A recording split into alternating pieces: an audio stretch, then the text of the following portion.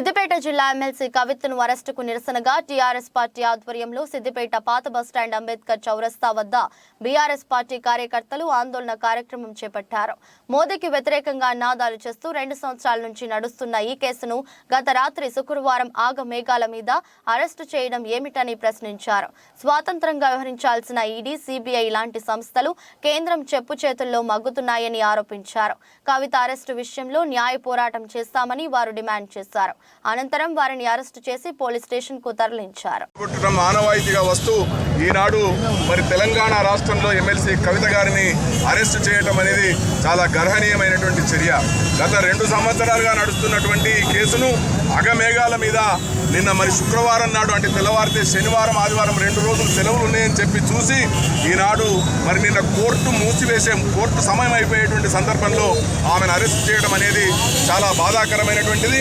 ఈనాడు స్వతంత్రంగా వ్యవహరించాల్సినటువంటి ED, CBI లాంటి సంస్థలు కేంద్ర ప్రభుత్వ చెప్పు చేతలలో, కేంద్ర ప్రభుత్వ ఆధీనంలో పనిచేస్తూ ఈనాడు ప్రతిపక్ష పార్టీల నాయకులను కేసులకు గురి చేస్తూ భయభ్రాంతులకు గురి చేస్తున్నటువంటి సందర్భాన్ని మనం చూస్తూ ఉన్నాం.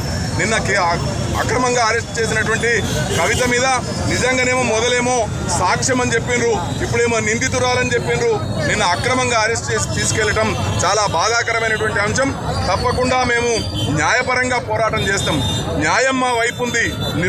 నిర్దోషిగా మేము బయటకు వచ్చేటువంటి తప్పకుండా బయటకు వస్తాం. మేము ఎటువంటి దోషం కూడా చేయలేదు కాబట్టి తప్పకుండా మేము కడిగిన ముచ్చంలాగా మా కవిత మళ్ళీ బయటకు వస్తుందని చెప్పి ఈ సందర్భంగా తెలియజేస్తూ మరి ఇటువంటి అక్రమ అరెస్టులను కనుక నిలిపివేయటమైనట్లయితే తప్పకుండా ప్రజాగ్రహానికి గురి కావాల్సి వస్తుంది.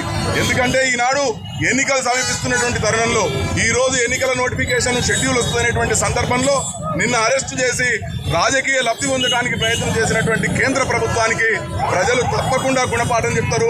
బీజేపీకి ప్రజలు ప్రజాక్షేత్రంలో తప్పకుండా చేదు అనుభవాన్ని ఎదుర్కొనేటువంటి సందర్భం ఆసన్నమైందని చెప్పి ఈ సందర్భంగా తెలియజేస్తా ఉన్నాం.